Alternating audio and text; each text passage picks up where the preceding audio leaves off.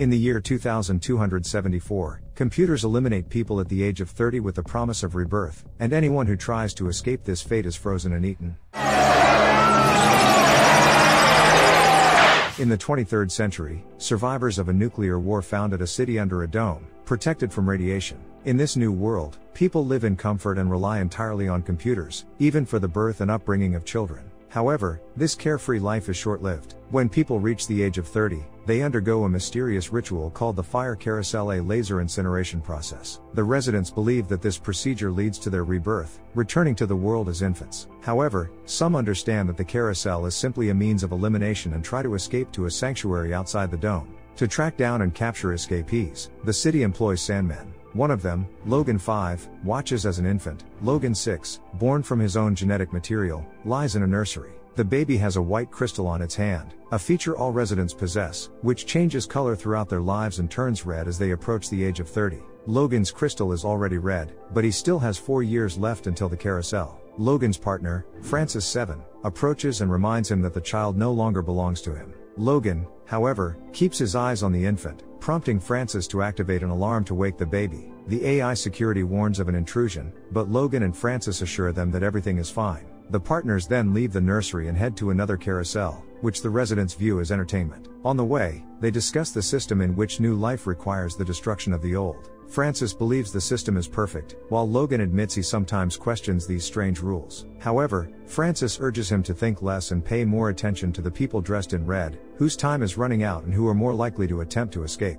When you question, it slows you down. Soon, the residents take their seats in the hall, and the carousel begins. People who have reached the age of 30, wearing masks, gather around a giant red lotus. They are then lifted into the air and start spinning above the lotus, gradually moving closer to a powerful laser. As they near the laser, their bodies explode amidst the loud applause of the audience. During the ritual, Logan receives a message about an escapee. He rushes to the hall and uses a special device to pinpoint the exact location of the runner. Francis joins him, and they set off to find the escapee. Soon, Logan spots the fugitive and opens fire with a laser weapon. The man manages to evade the Sandmen for a while, seemingly amusing them with the chase. Eventually, the escapee is cornered, leaving him with no choice but to jump off a balcony.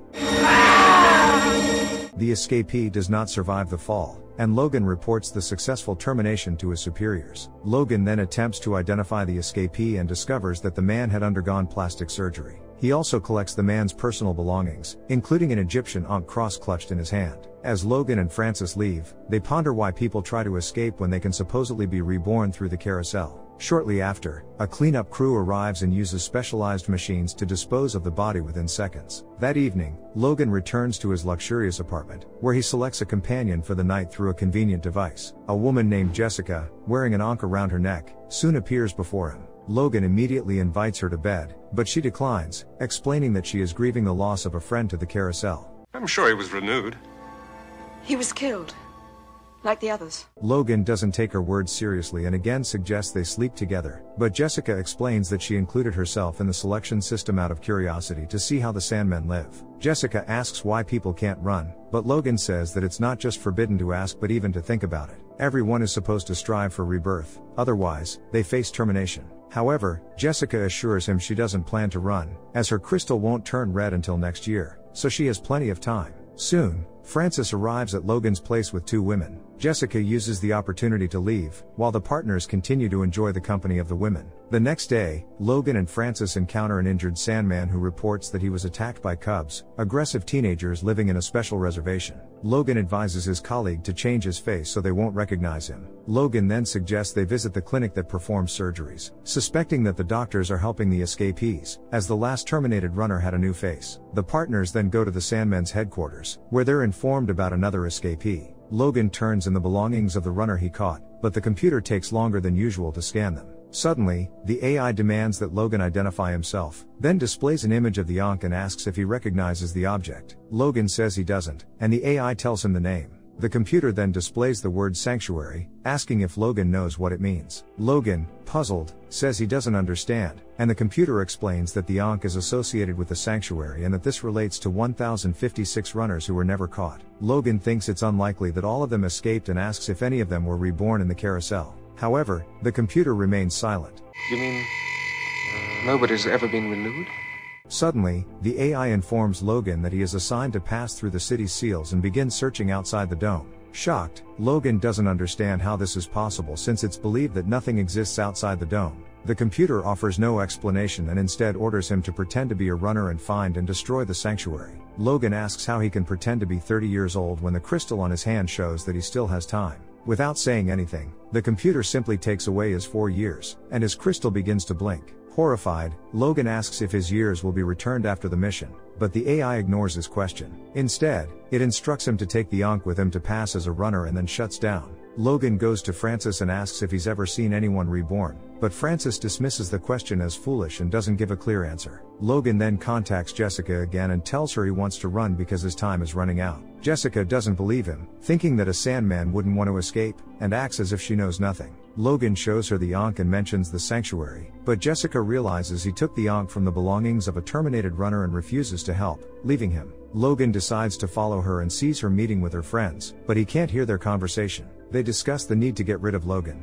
But he has heard about Sanctuary, and that makes him dangerous to all of us. Soon after, Jessica returns to Logan and says she's ready to help him. She invites him to an entertainment hall, where her friends plan to eliminate him, but Logan receives a message about another runner in the cathedral, a reservation for the Cubs. Logan immediately sets out to find the runner, and Jessica decides to join him. On the way, she asks if the Cubs are really as bad as people say and suggests they might be different if they knew their mothers. Jessica admits she'd also like to know her mother, but Logan thinks this is madness. They arrive at the partially ruined cathedral station, where they find a little girl who asks them not to be afraid of her. Jessica tries to talk to her, but the girl suddenly takes off her bracelet and runs away. Jessica chases after her, but Logan stops her, suspecting it might be a trap. He spots the runner but is then surrounded by Cubs. Logan starts shooting his weapon, and the Cubs scatter. They continue searching for the runner and soon find a young woman who claims her life clock is broken and that she's 22, not 30. Logan suddenly becomes calm and says he wants to help. He shows her the Ankh and asks about the sanctuary, but the woman says she knows nothing about it. Logan gives her a ball with blinding gas for self-defense and lets her go. Meanwhile, Francis arrives at the cathedral and sees Logan letting the runner go. He immediately shoots the woman, and she doesn't have time to defend herself.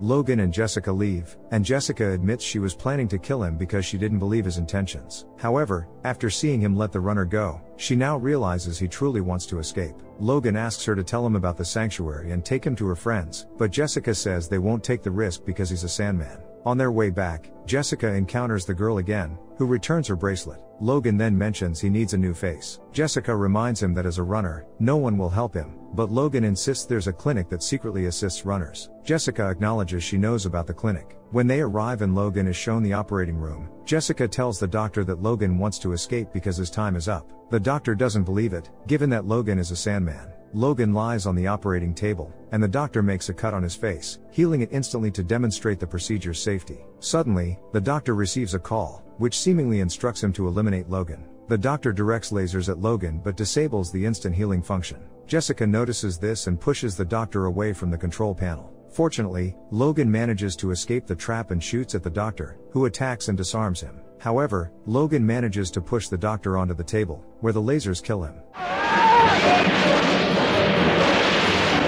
As Logan and Jessica are about to leave, they are stopped by Francis, who reveals he saw Logan let the runner go. Logan punches Francis several times, and he and Jessica flee. To escape Francis, they pass through an adult entertainment area, nearly getting caught in an orgy, and finally exit the building through a back door. Logan again asks Jessica to take him to her friends, as his colleagues now consider him a runner. Jessica reluctantly agrees, and they soon arrive at an abandoned area where runners gather. Logan activates his tracking device, signaling to the other Sandmen that he has found the runners. Despite their suspicions, the runners decide to let Logan and Jessica in but surround them with burning spears, not trusting Logan's intentions. Holly, the doctor's assistant, arrives and tells the runners that Logan killed the doctor. However, Jessica reminds them that Logan struck another Sandman, indicating he's not on their side. The group finally begins to believe Logan. They tell him he must go through a tunnel to find a way out. Jessica decides to go with him, even though she has years left before her time on the carousel. Suddenly, a group of Sandmen breaks through the wall and storms the sanctuary. The Sandmen shoot the runners, but Logan and Jessica manage to escape. They run into Francis, who tells Logan that he hasn't reported his betrayal and that Logan can return if he kills Jessica. Instead, Logan fires near Francis to distract him. Soon, Logan and Jessica reach a gate that can be opened with an Ankh key. They try to use Jessica's key, but it falls into the water. Logan then retrieves the Ankh he took from the runner. Fortunately, they manage to get through the door before Francis catches up. They find themselves in a facility where livestock and fish were once raised, and they are surprised. Must have been a savage world.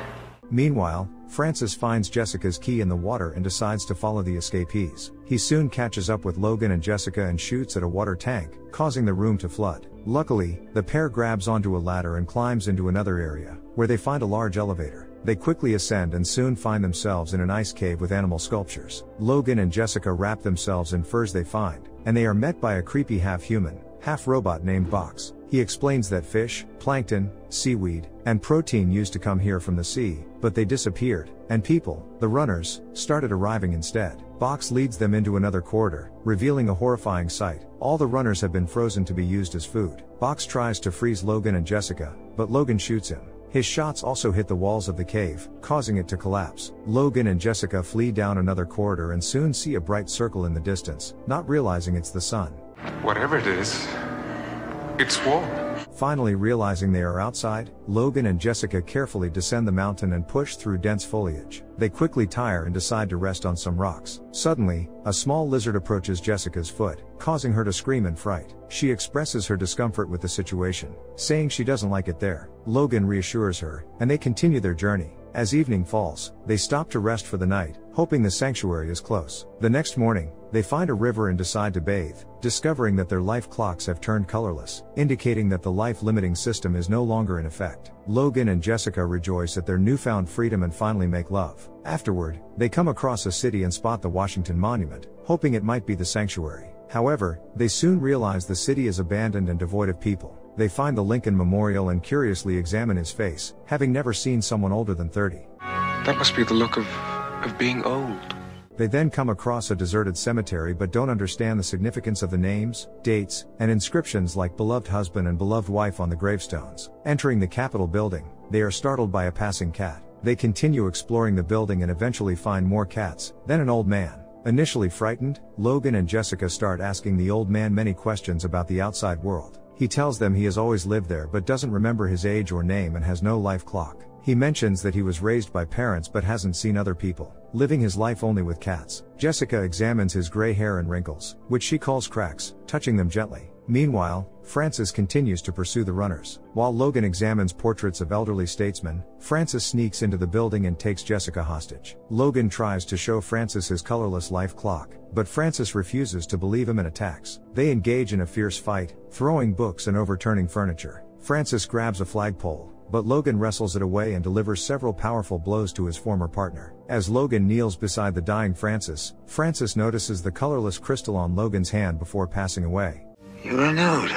Then the old man tells them about the burial ritual, and they bury Francis together in the cemetery. Later, Jessica tells Logan that she promised to bury the old man when his time comes. However, Logan insists they need to return to the dome to reveal the truth to the people. Jessica doubts they can change the system and suggests staying, but Logan argues that he cannot live peacefully knowing that the carousel continues to destroy lives. Jessica reluctantly agrees to return, and they invite the old man to accompany them to show the city's residents that the world outside exists. He is also curious about seeing young people and agrees to join them. The next morning, they begin their journey, and the old man shares many stories about his past life. When they stop by a campfire, Logan asks about the concepts of husband and wife, and the old man explains them. The couple likes the idea of being together all the time and raising children, and they decide to call each other husband and wife. Eventually, they reach the hydroelectric station that powers the city. Logan and Jessica decide to infiltrate the city through it, promising the old man they will bring people to him. They swim through the reservoirs and emerge in the city's pool. Meanwhile, the next carousel is about to begin.